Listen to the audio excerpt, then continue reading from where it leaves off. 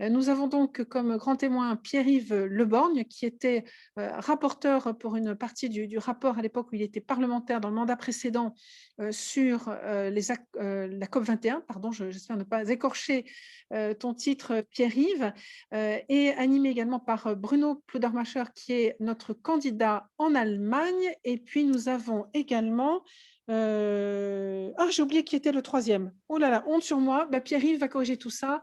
Et Mathilde, messieurs, ça y est, je la vois apparaître à l'écran. Mathilde, qui est en Norvège. Voilà, Mathilde Kieleré, qui est aussi notre candidate à Oslo tête de liste. Je vous passe la main à tous les trois. Merci Anne. Est-ce que tout le monde m'entend? Très Oui, bien. c'est bon? Superbe. Mais je suis ravi de vous retrouver toutes et tous. Je vois des visages et je vois aussi des noms derrière plusieurs petits écrans qui s'allument. Je voudrais saluer Mathilde, quelque part à Oslo, avec un bon et joli fond d'écran, de même que Bruno Pludermacher qui est à Munich. Je suis le grand témoin de ce débat. Je ne sais pas trop bien en soi pourquoi. Sans doute c'est le privilège d'avoir roulé ma bosse un peu sur ces questions d'environnement, de climat, d'énergie aussi, et de les avoir portées à l'Assemblée nationale lorsque j'étais député. Je voudrais peut-être introduire ce débat et céder ensuite la parole à Bruno et à Mathilde avec quelques réflexions, vous dire d'où je viens sur cette question et ce en quoi j'estime sincèrement et important que les conseillers des Français de l'étranger qui seront issus du scrutin des 29 et 30 mai puissent s'emparer de la thématique environnementale pour faire une différence, pas simplement pour en parler, mais pour faire une différence. Je suis un quinquagénaire breton qui a fait 2 tiers de sa vie aujourd'hui à l'étranger. Depuis toujours, depuis jeune, j'ai toujours eu une forme de sensibilité à l'environnement, quand bien même je n'ai jamais appartenu à une formation écologiste. La sensibilité environnementale venait de ce que j'ai grandi dans un monde assez campagnard, aussi au bord de la mer, avec un père qui était prof de biologie, de géologie et qui me parlait des belles choses. Puis après, dans le courant d'une vie professionnelle, je me suis retrouvé à travailler sur ces questions, en particulier dans le monde des énergies renouvelables et plus particulièrement encore dans celui de l'énergie solaire.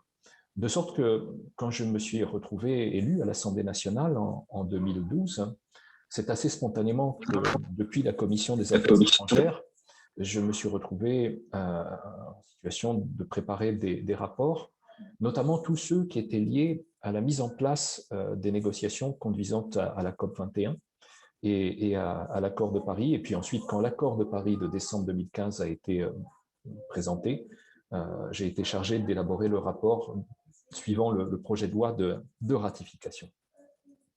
J'ai également travaillé d'ailleurs en parallèle comme rapporteur pour avis pour les affaires étrangères sur le budget de l'écologie, du développement durable et de l'énergie. Aujourd'hui, ça fait environ 4 ans maintenant que j'ai quitté la vie publique, mais je n'ai pas perdu le lien avec ces sujets que je traite à 2 niveaux. Le premier à travers un cours dont j'ai la charge à l'école de droit de Sciences Po Paris, qui porte sur le climat et les droits de l'homme, et qui me conduit d'ailleurs à faire le pont plus largement sur droits de l'homme et environnement, à travers en particulier la jurisprudence de la Cour européenne des droits de l'homme. Puis l'autre niveau qui me permet d'agir est dans le cadre de missions de conseil, puisque j'ai créé ma petite organisation pour cela. Ces missions de conseil m'amènent, in fine, à essayer de mettre en pratique concrètement ce que je racontais abstraitement lorsque j'étais encore député. Ce qui m'importe, au fond, c'est qu'apparaissent aujourd'hui dans le droit français les bases d'une justice climatique. Ça m'a amené en particulier à soutenir Pierre-Alexandre Anglade dans son travail de rapport au bénéfice de la révision de la Constitution, dont je redoute malheureusement que la position sénatoriale ne l'enterre. Ça n'est pas tellement d'ailleurs pour l'idée d'un référendum que pour l'apparition d'une phrase dans l'article 1er de la Constitution avec le mot garantir, verbe garantir, parce que c'est de là que vient la justice climatique, pas d'un autre verbe. J'ai suivi la loi climat aussi. Entre nous, j'aurais aimé qu'elle aille un poil plus loin dans l'écho que l'on devait et qu'on a fait, objectivement aussi. Il faut reconnaître les choses réussies par rapport au travail de la Convention sur le climat. Et puis, bien sûr, le récent accord entre le Parlement européen et le Conseil à l'échelle de l'Union européenne dans la perspective de la neutralité carbone pour 2050. J'ai une série de convictions toutes basiques. La toute première, c'est que la réussite du sauvetage de la planète, pour parler assez largement, dépend d'abord d'une prise de conscience de chacune et chacun d'entre nous, de la finitude des choses, de ce que rien n'est garanti à vie, y compris même l'environnement qui nous entoure, et du besoin que nous avons de le prendre en compte à la fois dans nos comportements de citoyens, mais aussi dans nos comportements de consommation. La seconde conviction que j'ai porte sur l'économie verte, parce que j'en ai été un acteur avant d'être parlementaire, parce qu'aujourd'hui je la sers comme conseil auprès de grandes entreprises, notamment dans la construction de parcs solaires avec des activités agricoles en dessous, et parce que je crois profondément en la capacité de la recherche de nous mener à des ruptures technologiques dont je sais, en particulier dans le monde de l'énergie solaire, qu'elles ne sont pas si lointaines. Et puis enfin, je crois profondément au monde de l'entreprise et en l'initiative privée. Je ne suis pas du tout dans une logique qui m'amène à considérer que demain sera fait d'interdictions et de logique punitive. Bien au contraire. Il y a l'action publique au bénéfice du développement, il y a la recherche que l'on soutient en France, en particulier grâce à l'impôt recherche, le crédit impôt recherche, et qui doit nous permettre de faire réellement une différence et de localiser en France, dans notre pays, des éléments de recherche qui permettent d'aller aux ruptures technologiques. Il y a l'encouragement aux investissements. J'étais fier comme député d'avoir voté en faveur de la construction du canal Seine-Nord, parce que ça permet d'éviter l'encombrement, le danger de l'autoroute A1, qui est la plus courue d'Europe. Puis j'ai voté aussi avec la même fierté la construction du tunnel pour la liaison Lyon-Turin, dont je sais qu'elle fait débat, mais j'estime que ce sont ce type d'investissements qui permettent de marcher vers une économie décarbonée. Et enfin, je crois au soutien aux initiatives locales, et j'en viens au pont que je vais tendre autant à Mathilde qu'à Bruno, puisque j'ai vraiment la conviction que chacun à son niveau a une part de la solution. Lorsque j'étais député, la dernière année de mon mandat d'ailleurs, lorsqu'existait encore d'ailleurs la réserve parlementaire, aujourd'hui défunte, j'avais choisi de soutenir le lycée René Goscinny de Varsovie dans une démarche éco-responsable qui était d'éliminer dans le lycée environ, où il y a 600, 700 élèves, toutes les bouteilles plastiques à usage unique qui encombraient bien sûr les poubelles et probablement peut-être certaines salles et couloirs, et d'offrir aux élèves une gourde pour l'année. Alors, ça avait fait beaucoup ricaner, je me souviens, et j'avais obtenu quelques commentaires grinçants sur mon blog et les réseaux sociaux en disant est-ce que c'est le rôle d'un député que de mettre de l'argent public à travers sa réserve parlementaire pour de tels équipements? Je réponds 10 fois oui. Et je suis fier de cet investissement, qui avait dû coûter 3 000 ou 4 000 euros. Je suis fier de ça, parce que ça permet à la fois d'envoyer un message à la jeunesse, et ça permet déjà de faire une petite différence. Alors aujourd'hui, il n'y a plus la réserve parlementaire, et c'est bien d'ailleurs, parce que c'était le lieu de beaucoup de dérives. Mais il y a le staff, qui est le soutien à l'initiative de nos associations et qui, à l'étranger, peut faire considérablement de bien à des initiatives locales. Et c'est là que je vois le rôle, en particulier des conseillers des Français de l'étranger, qui seront élus dans quelques semaines, parce que eux, à l'écoute de cette communauté qu'ils connaissent bien, peuvent identifier les initiatives d'entreprise, les initiatives d'associations, les initiatives parentales, les initiatives de jeunes Français de l'étranger qui méritent d'avoir un soutien financier pour faire la différence. Et là, je crois énormément en ce rôle qu'assumeront, j'en suis convaincu, et Mathilde en Norvège et en Islande, et Bruno dans le sud de l'Allemagne, et vous tous qui nous écoutez, pour pouvoir porter une démarche qui soit vertueuse au plan environnemental, qui soit éducative à destination des jeunes et des moins jeunes aussi, et qui, à une petite échelle, change déjà un certain nombre de choses. Voilà ce que je voulais vous dire en introduction, en cédant peut-être la parole à Mathilde d'abord, et puis Bruno après. Merci beaucoup, Pierre-Yves. C'était très inspirant ce que tu nous dis. Et en effet, je suis complètement d'accord avec toi. Moi, je voudrais un petit peu revenir sur le rôle justement des conseillers des Français de l'étranger sur ces thématiques d'écologie, de développement durable, qui est souvent perçu comme très limité. Quand j'en discute avec... bon, alors moi, je ne suis pas encore élue, hein, c'est la première fois que je me présente à ces élections-là. Ce sont pour moi des problématiques qui sont essentielles. Bon, je vis en Norvège, qui est aussi, et je représenterai aussi l'Islande, qui sont quand même des pays qui ont un pas d'avance, on va dire, sur ces thématiques-là. Mais c'est pour moi, voilà, c'est cette passion, en tout cas, de la nature et de l'environnement, moi, qui m'ont fait, qui pour moi est hyper importante ici. Donc, on me dit souvent que le rôle d'un conseiller des Français de l'étranger, il est très limité sur ces thématiques-là, ce qui était possiblement vrai jusqu'à maintenant, hein. Néanmoins, on est là aussi pour être des game changers. Et je voudrais quand même mettre un petit peu de nuance sur le fait que le rôle d'un conseiller des Français de l'étranger n'a pas d'influence sur les autorités locales de nos pays. Je voudrais nuancer légèrement, hein. Moi, par exemple, j'ai contacté le ministre du Climat et de l'Environnement dans mon pays, qui est donc en Norvège, et il a accepté mon invitation à participer à un débat citoyen, donc ouvert vraiment à tous, transpartisan, voilà, que j'ai animé dans le cadre de ma campagne, avec la participation aussi de l'ambassadeur de France délégué à l'environnement. Donc là, c'est vraiment une occasion pour tous les Français de la circonscription déjà d'échanger avec des décideurs du pays dans lequel on vit, notamment, hein, voilà. Donc on peut faire remonter des idées, des contributions, voilà, c'est une des façons. Donc c'est pour ça que je veux appeler à la nuance sur le fait que on n'a pas d'autorité du tout sur la partie très locale.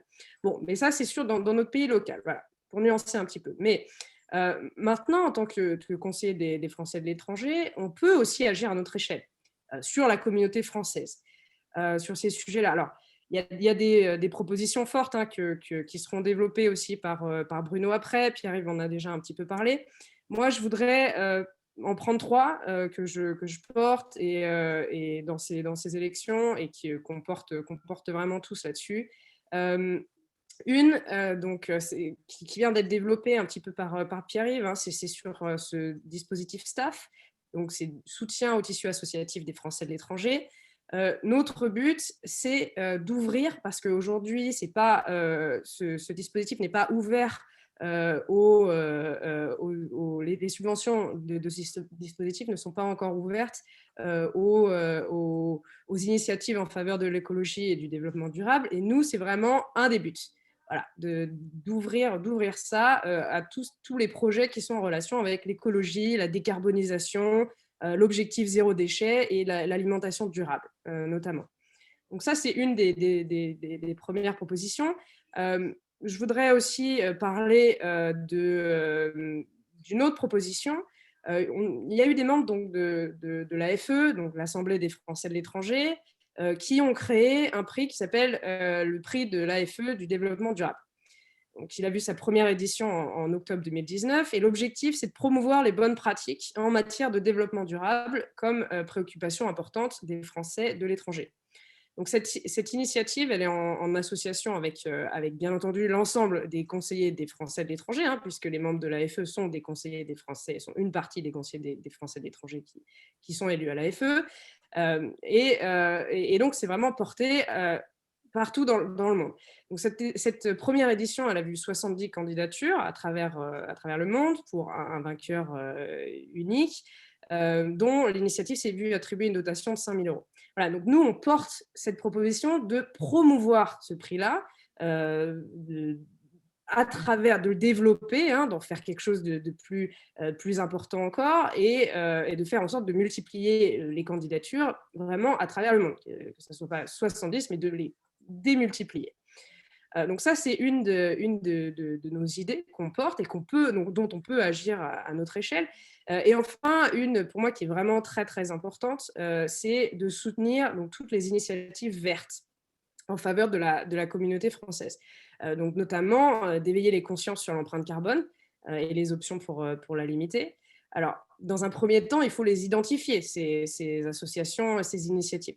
Donc moi, par exemple, j'en ai identifié une. Il y a une association qui s'appelle La Fresque du Climat. Hein, c'est une association française qui est présente à travers le monde. Donc vous en avez probablement des antennes partout où vous êtes, ou en tout cas dans nombreux endroits. Cette association, elle a été créée en fait pour sensibiliser un maximum de personnes dans le monde à la compréhension des phénomènes du changement climatique sous forme de jeux créatifs et collaboratifs. C'est des sessions qui durent 3 heures, qui sont gratuites, donc je vous recommande vraiment d'y aller. Donc en Norvège, par exemple, voilà, il y a un groupe de Français qui habitent dans le pays, qui ont développé donc cette antenne de cette association. Et c'est encore peu connu, puisque ça vient d'être créé aussi, cette antenne d'être lancée dans le pays. Donc ça, c'est vraiment une excellente initiative, par exemple, que moi je soutiens mais pleinement. Et je pense qu'en tant que conseiller des Français de l'étranger, on peut les aider à les faire connaître. C'est-à-dire que je ne suis pas encore élue et j'essaye déjà de soutenir à fond ce projet. Et donc, une fois élu, on est là vraiment pour soutenir toutes ces initiatives qu'on va pouvoir identifier.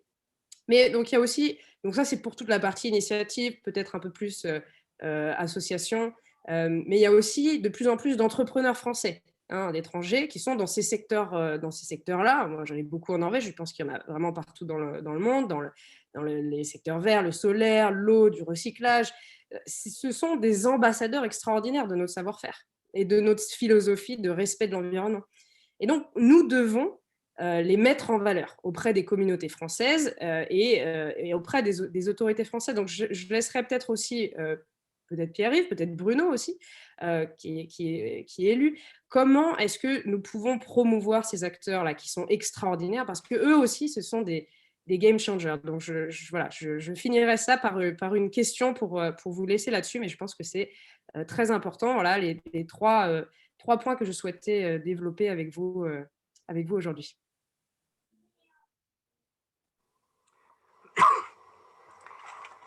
Merci Mathilde. Je rebondis sur ce que tu as dit sur l'importance du travail avec les autorités locales et avec les élus locaux. On a la chance, notamment pour ceux qui sont dans l'Union européenne, de pouvoir participer directement à la vie municipale dans l'Union européenne. Et je vais prendre l'exemple de la circonscription que je connais le mieux, c'est celle où je suis élu, évidemment. On a sur notre liste un candidat qui est maire d'arrondissement à Munich, maire écologiste. Et à travers lui, ça fait déjà plusieurs années, il était déjà sur la liste en 2014, à travers lui, on a un accès direct à la municipalité de Munich. Et donc la possibilité de faire avancer des projets et de travailler, pas simplement dans le domaine de l'écologie et de l'environnement, mais Pierre-Yves le sait, pour l'avoir rencontré aussi, je crois, travailler également sur le domaine de l'éducation et des crèches franco-allemandes, ce qu'on appelle les Kita Élysées. Ça, c'est vraiment extrêmement important de rester dans ce tissu local autant que se faire se peut. C'est clair que sur le plan purement national, on n'a pas, en tant que conseiller des Français de l'étranger, une action directe, mais on a une action indirecte. D'abord, on est en contact permanent avec nos députés, avec nos sénateurs. On peut donc faire remonter pas mal de choses. On peut, sans aucune difficulté, travailler avec eux. C'est extrêmement agréable actuellement. Et on peut également... On est écouté, on sait qu'aujourd'hui, on est écouté au niveau du gouvernement. On en a la preuve avec le nombre de ministres qui participent aujourd'hui à cette série de visioconférences.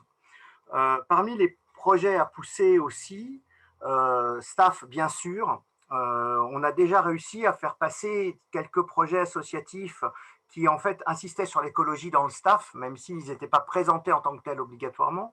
Mais je pense notamment à des projets de recyclage à Erlangen. Il y en a eu d'autres dans d'autres régions d'Allemagne. Ça serait intéressant de pouvoir l'étendre aussi à d'autres types d'actions. Pierre-Yves parlait tout à l'heure du lycée de Varsovie. Il y a eu une initiative d'éco-école au lycée de Munich, au lycée français de Munich, qui est extrêmement intéressante, parce que même si l'impact direct paraît faible, on est là sur des actions avec des jeunes enfants, des ados, mais aussi des jeunes enfants. C'est-à-dire qu'en fait, on leur enseigne, on leur apprend à prendre pour eux-mêmes, à acquérir cette culture de la protection de la planète. Et c'est à ces âges-là, aux âges des kindergarten, enfin des maternelles, des écoles maternelles, pardon, ou de l'école primaire, que toute cette éducation peut se faire, toute cette prise de conscience peut se faire. Il y a aussi d'autres projets qu'on peut essayer de pousser. Alors parfois, ça concerne plus les populations, on va dire, des pays frontaliers avec la France. C'est le cas de l'Allemagne, c'est le cas de la Belgique. On peut imaginer, et on essaye d'avancer dans ce sens-là, des cartes d'abonnement Deutsche Bahn SNCF ou Chemin de fer belge SNCF, et ce avec tous les pays frontaliers, permettant d'avoir donc des tarifs de train plus intéressants et sur l'ensemble du trajet, de bout en bout, de Quimper, cher à Pierre-Yves, à une petite ville au fin fond de la Bavière, sans avoir à prendre différents billets auprès des différents opérateurs et en bénéficiant donc de certaines réductions, ce qui permet de favoriser l'utilisation du train. Allant dans ce sens-là, on a le retour des trains de nuit en Europe, par exemple, qui est en train de se faire petit à petit, et pour lequel je sais que de nombreux parlementaires et conseillers consulaires, enfin conseillers des Français de l'étranger, pardon, poussent actuellement pour... la décision a été prise, mais disons, il faut aujourd'hui s'assurer que ça se mette en place et ça se mette en place rapidement, parce que ces trains de nuit étaient extrêmement utiles et participent, tout comme les liaisons ferroviaires, fret type Lyon-Turin, etc., à la décarbonisation progressive. Et il y aura aussi des choses à faire, par exemple, au niveau européen, mais sur des consultations des populations frontalières dans le cas d'aménagement énergétique, par exemple, dans le traitement des déchets, qui peuvent amener à des situations parfois ubuesques.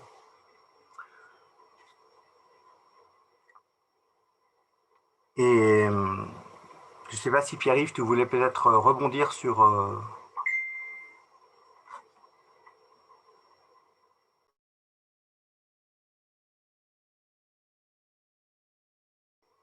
Ton micro est coupé, Pierre-Yves. Pardon, excusez-moi. Je disais que l'utilité de notre échange aujourd'hui, c'est à travers ce que Mathilde présentait, notamment l'exemple qu'elle voit depuis la Norvège et l'Islande et toi, Bruno, dans le sud de l'Allemagne, d'appréhender déjà des réalités d'initiatives associatives ou d'entrepreneurs français dans nos pays qui sont exemplaires de ce qu'il est nécessaire de soutenir pour pouvoir aller vers des progrès en termes de transition énergétique, transition écologique. Moi, je reviens sur ce que je disais en introduction et que Mathilde, d'ailleurs, soulignait justement avec ces mots. Cette élection, elle peut être perçue comme lointaine, elle est parfois présentée comme lointaine, elle peut être dévalorisée, malheureusement, au sens où on nous rappelle souvent que les conseillers des Français de l'étranger ont un rôle consultatif et pas décisionnel, qu'ils ne gèrent pas de budget, alors que quand on gratte plus précisément, on s'aperçoit d'une réalité différente. La toute première, c'est l'accès à ce dispositif staff, qui n'est pas petitement doté. Il y a des sous derrière tout ça, et il faut pouvoir en faire bon usage, il faut pouvoir consommer ces crédits, et les consommer bien. Et ensuite, il y a la magistrature d'influence que le conseil consulaire possède.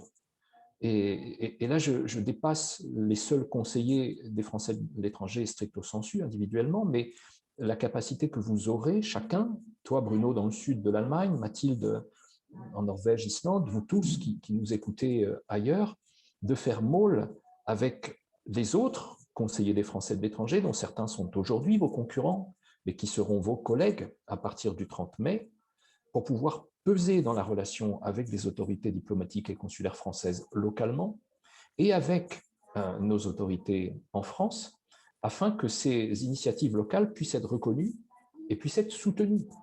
Et là, la valeur ajoutée, pour moi, du conseiller des Français de l'étranger en tant qu'individu et du conseil consulaire en tant qu'institution, elle est considérable.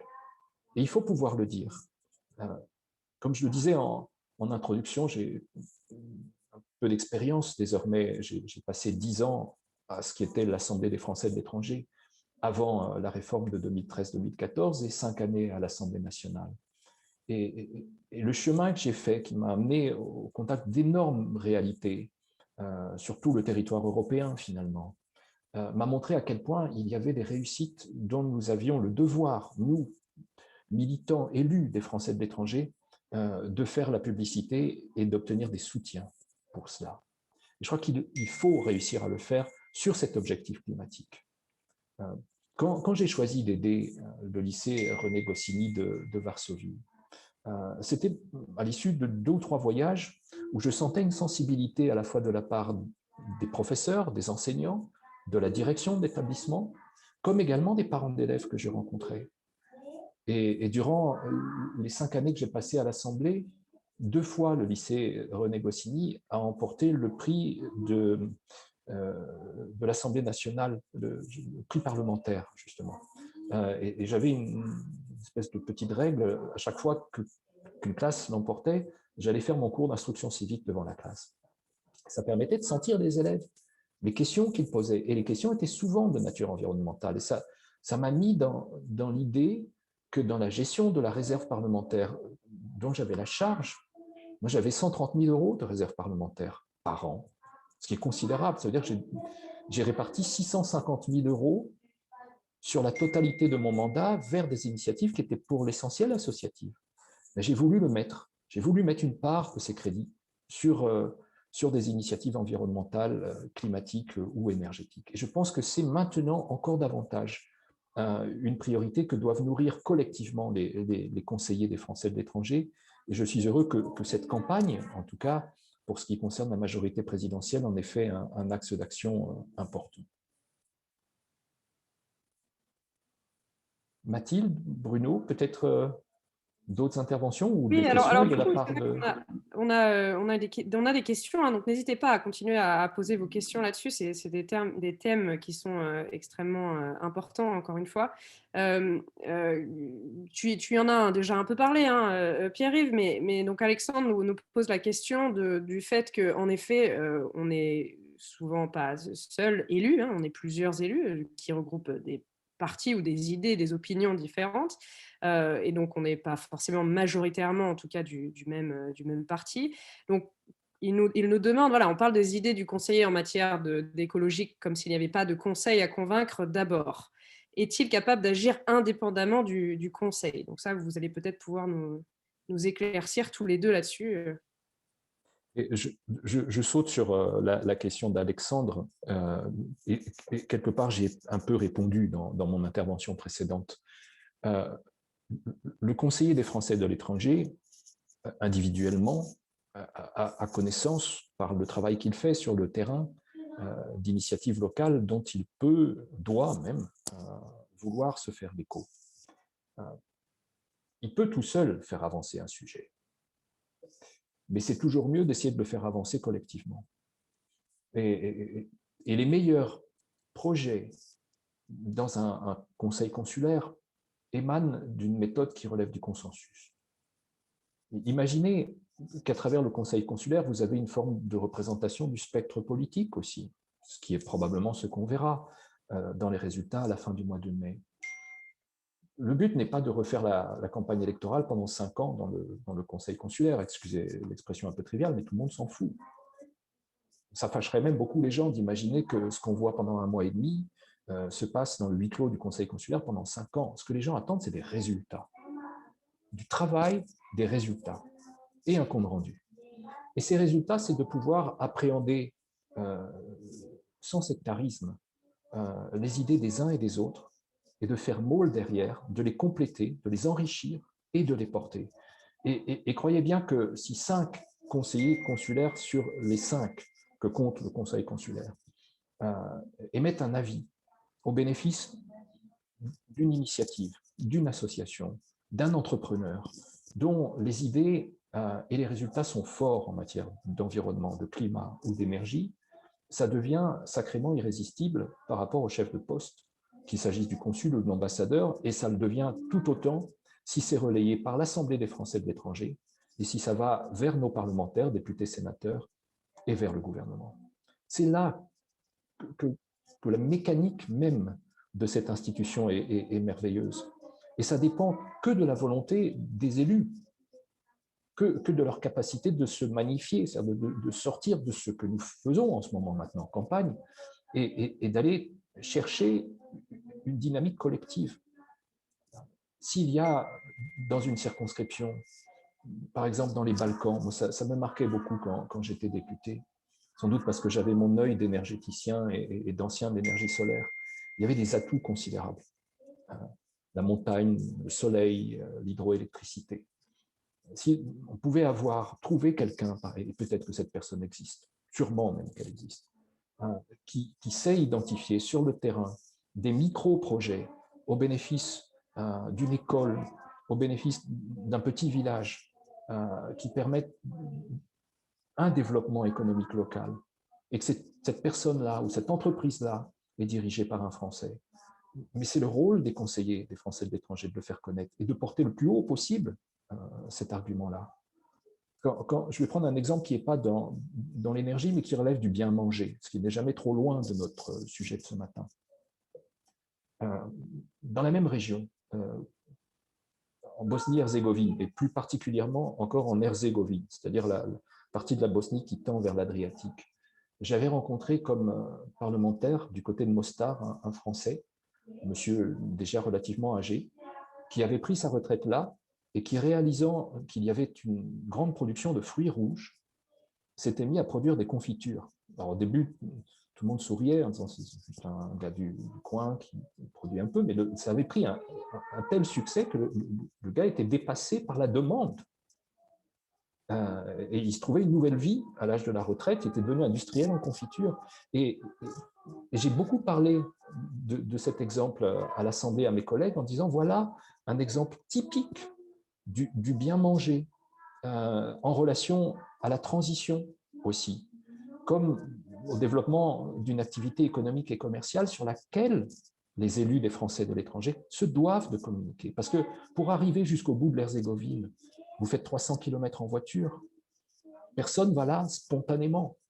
Donc il faut vouloir aller jusque-là, connaître cette granularité d'histoire et ensuite la relayer. Et c'est le rôle à la fois individuel des conseillers des Français de l'étranger comme du Conseil consulaire en tant qu'institution.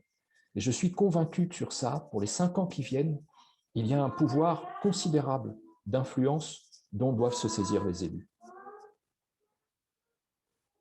Il y a une question, c'est vrai que j'ai parlé notamment du fait d'ouvrir, qu'on va se battre pour ouvrir au réseau staff toutes ces initiatives en faveur de l'écologie. Et il y a une question de Claude qui dit, en fait, pour le moment, qu'est-ce qui entrave l'ouverture à la thématique de l'écologie et du développement durable? Alors peut-être aussi, avec ta casquette d'ancien député des Français de l'étranger, tu pourrais peut-être nous répondre à cette question-là, Pierre-Yves. Si je comprends bien la question de Claude, mais j'imagine qu'elle sera précisée si pour le coup je répondais à côté de la plaque, c'est qu'est-ce qui empêche que l'écologie et le développement durable apparaissent comme central dans le travail d'un conseil consulaire où on traite de manière plus classique d'affaires sociales, d'éducation en particulier. Qu'est-ce qui l'empêche? Rien. Une assemblée est souveraine dans le choix de son agenda. Alors après, on peut se reporter à la loi et au décret d'application de la loi de 2013-2014 pour mesurer qu'en effet, c'était à l'époque assez peu central dans le débat. Mais ça n'empêche pas qu'aujourd'hui, à mesure que le temps avance et que la question climatique en particulier se fait plus pressante, qu'on inverse l'ordre des priorités, que tout le moins on les complète, et qu'on ancre ça au centre, ou qu'on fasse le pont avec les autres priorités, en particulier avec la priorité de l'éducation et d'enseignement.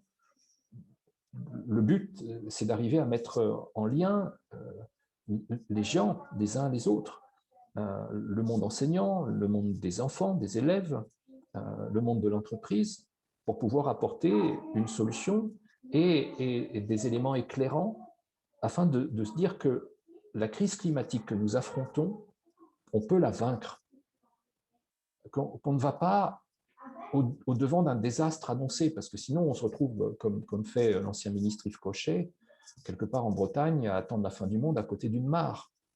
Non, nous sommes des acteurs du changement, y compris à l'étranger. Et peut-être même parce que nous sommes à l'étranger, que nous sommes en face de réalités différentes, celles du pays dans lequel nous vivons, des pays que nous représentons, et nous sommes investis dans la société des pays dans lesquels nous sommes, à travers les familles binationales qui sont souvent les nôtres, et la multiculturalité qui nous expose spontanément tous les jours à toute une somme d'idées, d'expériences et de réalisations dont il est notre devoir de parler. Et donc, pour répondre à la question de Claude, en effet, je pense que c'est de la volonté des élus qui sortiront des urnes les 29 et 30 mai que d'inscrire au rang des priorités souveraines de leur conseil consulaire l'objectif climatique en particulier, puis ensuite de se tenir à ça par des priorités, des politiques, l'identification d'expériences associatives, de réalisations qu'il faut soutenir, comme éventuellement d'autres idées. On parle ici de mobiliser staff, mais il peut y avoir aussi autre chose. Ce n'est pas que ça. Alors, bon, Bruno, je te laisserai aussi peut-être prendre la parole. On a quelques autres questions qui arrivent, mais peut-être souhaites-tu répondre d'abord à cette partie-là? Oui, volontiers. Comme certains l'ont fait remarquer aussi sur le chat, il y a déjà des projets écologiques ou à tendance écologique qui ont pu être subventionnés. Il y a toujours la possibilité de le faire. Il n'y a rien qui n'empêche, en fait, aujourd'hui, dans STAFF, de subventionner un projet qui s'intéresse à l'environnement, qui s'intéresse à l'écologie. Mais disons, comme on doit prioriser les projets, c'est surtout une question de volonté à ce niveau-là, parmi ceux qui seront élus donc, dans 2 semaines, de savoir quels projets seront priorisés, des projets plutôt économiques, des projets plutôt culturels, des projets plutôt écologiques. Nous, on se bat pour que ces projets-là soient pris en compte. J'espère que ça sera le cas de la plupart de nos collègues. Je dois avouer qu'en général, les discussions, enfin pour les conseils que j'ai pu connaître ou ceux dont j'ai entendu parler autour de moi dans d'autres circonscriptions, ça se passe en général très bien, les conseils consulaires orientés staff, ça se passe en bonne entente et comme en général un conseiller des Français de l'étranger qui fait son boulot, c'est quelqu'un qui connaît les associations, quelqu'un qui est en contact avec les associations, on sait bien quelles sont celles qui sont efficaces, qui cherchent à faire quelque chose, qui cherchent à avancer dans différents domaines, éducation, culturelle, économique et écologique. Et donc, je pense que c'est quelque chose qui peut se faire relativement facilement. Maintenant, il y a une question que j'ai vue passer là qui est assez intéressante, c'est que faire dans les pays qui ne sont pas dans l'Union européenne? Est-ce que ce n'est pas de l'ingérence que d'aller, si j'ai bien compris la question, est-ce que ce n'est pas de l'ingérence que d'aller expliquer ce qu'il faut faire? Est-ce que ça peut ne pas gêner la diplomatie française? Donc, effectivement, je pense que dans un premier temps, il est important peut-être de se concentrer sur là où on peut avoir une action directe, c'est-à-dire les implantations françaises, les instituts français, les alliances françaises, les établissements de l'AEFE, qui sont en gestion directe ou qui soient conventionnés, dans lesquels on peut mettre des choses en place relativement facilement. À titre d'exemple, même si ce n'est pas directement de l'écologie, je reviens sur ce que disait Pierre-Yves tout à l'heure quand il parlait du bien manger. Manger frais, manger de saison, manger bio dans les cantines des lycées français, c'est déjà globalement aussi un pas en avant et quelque chose qui peut servir d'exemple ensuite ailleurs. Donc, j'ai tendance à être optimiste. Donc, je continue à le rester à ce niveau-là. Je pense qu'on peut faire quelque chose. On peut aussi montrer les bonnes pratiques qui se font dans nos pays. Il y a des pays, enfin Mathilde a la chance d'être dans un pays et de travailler également sur un autre pays qui sont particulièrement en avance dans ces domaines-là, comme la plupart des pays nordiques. L'Allemagne est en avance sur certains points, moins sur d'autres. On ne parlera pas trop des centrales à charbon, mais il y a eu une conscience quand même de l'environnement qui a été prise il y a très longtemps en Allemagne. C'est pour ça d'ailleurs qu'on a encore les centrales à charbon, parce qu'ils ont pris la décision d'arrêter très rapidement le nucléaire. Il y a des bonnes pratiques qu'on peut trouver dans quasiment tous les pays, presque tous les pays. Et c'est à nous, Français de l'étranger, et plus particulièrement élus des Français de l'étranger, de savoir faire remonter ces bonnes pratiques, de saisir nos parlementaires, de saisir nos gouvernants, de saisir la presse française éventuellement, tout simplement, pour que ces bonnes pratiques puissent être prises en compte, analysées et adaptées à la situation française.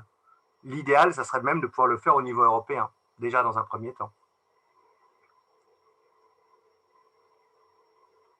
Je vais peut-être compléter le propos de Bruno avec un exemple qui m'a beaucoup marqué, qui reste pour le coup valable d'ailleurs. Au lycée franco-allemand de Fribourg, in Breisgau, il y a sur le toit de l'un des bâtiments du lycée une centrale photovoltaïque. Et sur un autre toit à proximité, toujours du lycée, une petite installation éolienne. Cette initiative a été lancée il y a une douzaine d'années à peu près maintenant, par les élèves eux-mêmes, pas par le lycée, par les élèves eux-mêmes, qui ont créé leur petite société. Puis après, les élèves avançant dans l'âge avec des cohortes se sont transmis le témoin, et les élèves vendent l'électricité de leur structure sur le toit au réseau allemand. Moi, comme député, sachant que je venais en plus de ce milieu à l'origine, il m'avait demandé d'être le parrain. Et donc, mon bonheur pendant 5 ans à l'Assemblée nationale, ça a été de grimper sur le toit du lycée de Fribourg une fois par an avec les élèves, une fois aussi avec l'ambassadeur d'ailleurs, et d'en parler, de faire résonner ce projet. Cette idée-là, cette initiative qui n'est pas récente, comme je vous le disais, à peu près 12 ans maintenant, elle aurait mérite à peut-être se retrouver sur d'autres établissements scolaires de nos pays de résidence. Alors, c'est sans doute un peu plus facile à faire quand on est en gestion directe. On peut aussi imaginer que dans d'autres formes d'organisation de la EFE, on puisse tenter de le faire. Mais en fonction des pays dans lesquels on est, il peut y avoir des mécanismes de rachat d'électricité d'origine verte, permettant de petits projets de ce type de se mettre en place. Parce que croyez bien, à la fois, ça alimente une économie, une petite économie, mais une économie quand même, et ça marque les élèves qui deviendront adultes, qui sont déjà citoyens à vie. Dans leur esprit, la frugalité, la transition énergétique, la transition vers l'écologie, la protection de l'environnement, elle est ancrée, elle ne s'en ira pas. Et la transmission du témoin, elle est assurée vers les autres générations. Et c'est peut-être aussi cela qui doit être la responsabilité des conseillers des Français de l'étranger, qui vont siéger dans les conseils d'administration de ces établissements, qui rencontreront régulièrement les directions de ces établissements et qui s'en feront finalement l'écho auprès des autorités parisiennes. Peut-être aussi peut-on rebondir sur ces exemples pour valoriser les initiatives qui viennent des plus jeunes, des élèves, dont les conseillers des Français de l'étranger seront aussi les représentants. Oui, c'est vrai, tu fais bien le lien, parce qu'une des thématiques aussi portées, c'est vraiment sur la jeunesse. Donc, comment allier les deux, c'est en effet une très bonne façon de voir les choses. Donc, merci Pierre-Yves sur ça. Alors, il y a une question dans le chat qui est spécifique pour Bruno, de ce qu'on me dit. Néanmoins, je voudrais aussi parler un petit peu là-dessus, parce que la question, c'est comment distinguer notre projet par rapport à celui des Verts. Je pense qu'il y a deux, on va dire qu'il y a la partie nationale qui est sur un autre niveau, où on peut ne pas du tout être d'accord sur certaines choses, être d'accord sur d'autres. qui est un autre débat. Mais si on en revient vraiment à l'aspect des conseillers des Français de l'étranger, je pense qu'on va être amené à s'entendre sur ces sujets-là, en tout cas. C'est comme ça que je le perçois dans la circonscription. On portera plutôt ensemble ces projets-là sans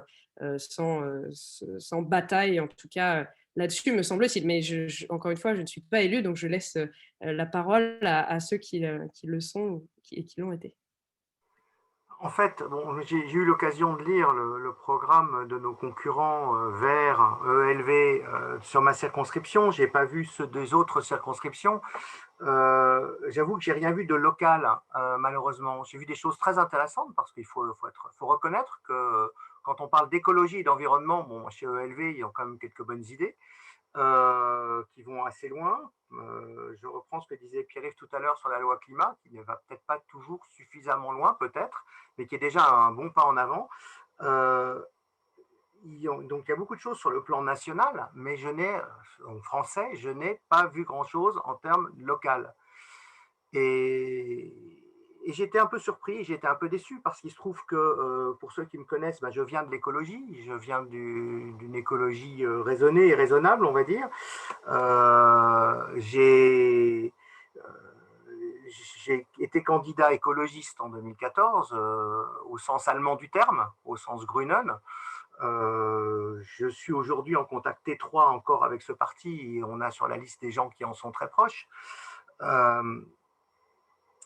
Et j'ai l'impression qu'on a su développer plus de propositions concrètes que nos amis. Maintenant, comme le dit Mathilde, oui, on travaillera ensemble sans trop de difficultés sur ces projets-là. Parce que déjà, dans un conseil consulaire, mes collègues présents aujourd'hui, je pense, diront la même chose. On se connaît bien, on travaille en direct, on est sur du local. À part au sénatorial, la grande politique, c'est pas politique politicienne, on va dire, c'est pas le cœur du sujet. Le cœur du sujet, c'est les Français de l'étranger et ce qu'on peut faire localement. Donc, je pense qu'on arrivera à travailler avec eux. Mais ce qui nous distingue, pour répondre à la question d'Alexandre, ce qui nous distingue, je pense, c'est le fait d'avoir des propositions concrètes pour les Français de l'étranger qu'on a déjà évoquées tout à l'heure, comme favoriser les projets écologiques dans le staff, alors, c'était un projet qu'on avait indiqué il y a un an, favoriser les visioconférences pour les conseils consulaires. La pandémie nous a obligés à le faire, en fait, et à obliger les consulats à le faire. Mais c'est quelque chose qu'il faut maintenir. On veut aussi compenser notre bilan carbone, compenser nos déplacements, favoriser les permanences en visio ou permanences physiques, même s'il faudra maintenir des permanences physiques. Tout le monde n'est pas à l'aise avec la visio, mais éviter des déplacements à l'autre bout de la circonscription quand c'est possible, pour des raisons évidentes encore de protection de la planète. Voilà. Alors merci Bruno. Il y a une autre question dans le chat qui relie un petit peu justement le sujet de la jeunesse, de l'éducation dont on parlait un petit peu, Pierre-Yves, sur éduquer les jeunes à ces sujets de l'écologie. Alors on a Olivier qui nous dit qu'il n'a pas ses enfants dans une école française à l'étranger. Lui, il aimerait savoir justement s'il y a des initiatives d'éducation de l'écologie au sein des lycées français de l'étranger. Moi, je sais que c'est très porté ici en Norvège, encore une fois, mais on est dans un pays quand même plutôt avancé sur ces questions-là. Il y a beaucoup de choses qui sont faites en termes d'éducation sur ces thématiques-là, mais alors peut-être à l'échelle mondiale ou peut-être avez-vous des éléments de réponse là-dessus Je peux, avant de laisser la parole à Pierre-Yves, je peux dire oui, il y en a même beaucoup. Pierre-Yves parlait de Varsovie tout à l'heure, il y a l'éco-école à Munich, donc au lycée français de Munich, il y a des initiatives au sein des groupes Flammes. Donc Flammes, c'est français langue maternelle, c'est le moyen pour des enfants qui sont scolarisés dans les systèmes locaux d'apprendre à lire et écrire le français, essentiellement. Et dans certains groupes Flammes, c'est le cas à Munich, c'est le cas à Erlangen, c'est le cas à Nürnberg, il y a des projets qui sont portés et qui ont une orientation écologique, recyclage à Erlangen, un potager à Nürnberg, enfin, différentes choses qui sont une éducation progressive à l'écologie et à la protection de l'environnement. Donc, il y a des possibilités à travers les associations et notamment à travers Flamme. Je reprends la parole pour prolonger ce que dit Bruno. Une part aussi de ce que peuvent faire les conseillers des Français à l'étranger, c'est de porter eux-mêmes la parole auprès des jeunes, trouvant un moment d'expression, en choisissant éventuellement un thème, en le faisant au consensus à l'intérieur du conseil consulaire. Et ça peut être en effet, ça peut être sur le bien manger ou sur l'objectif zéro déchet, ou sur l'alerte de la jeunesse à l'égard du danger plastique, le fait que nous sommes face à un continent qui dérive quelque part sur les mers, mais qui est la somme de nos petites lâchetés depuis un certain nombre de décennies. Toutes ces questions-là, les élus doivent, à mon avis, aussi pouvoir les porter au nom même de la qualité d'élu qui sera la leur. Mais le plus important, et je reviens à une question précédente sur la différence entre nos propositions et celles d'Europe Écologie Les Verts, c'est en effet que nous sommes allés vers peut-être moins d'ambition, ça peut paraître bizarre de dire ça, moins d'ambition, mais plus de réalité, plus d'exécution. L'objectif est de gagner progressivement la bataille pour l'environnement, pour le climat, pour une vie meilleure demain. Et ça n'est pas uniquement dans l'incantation qu'on doit se tenir, c'est dans l'action. C'est de réussir à faire l'écologie par la preuve. Et là est sans doute ce qui nous distingue, je pense, à travers ces propositions que tu viens de présenter, Mathilde, et de même que Bruno. Il y a une volonté d'utiliser ces 5 ans qui s'ouvrent, ce mandat qui s'ouvre, pour faire progresser le sujet dans chacune de nos circonscriptions à travers le monde. Nous sommes ici entre Européens à 3 à nous exprimer, mais parmi nombre de ceux qui nous écoutent, il y a des candidats, des citoyens qui habitent ailleurs, loin de l'Europe, dans l'hémisphère sud, où se posent aussi des questions majeures, parfois bien plus prégnantes que celles que nous pouvons connaître en Allemagne ou en Norvège, qui sont en effet des pays plutôt avancés de ce point de vue. Par exemple, avec mes étudiants à Sciences Po, j'essaie d'avancer l'idée concrète de la justice climatique. La justice climatique, c'est aussi de pouvoir alerter les gens sur leur droit à l'environnement et à la sécurité à l'égard de l'environnement, comme leur droit au respect et à l'égalité dans les solutions que l'on invente pour lutter contre le changement climatique. Nous sommes inégaux à l'égard de la crise environnementale et climatique, en fonction de là où on est sur la planète, comme en fonction de là où on est sur l'échelle sociale. Prenez ce qu'on a vécu il y a 2-3 ans avec les Gilets jaunes.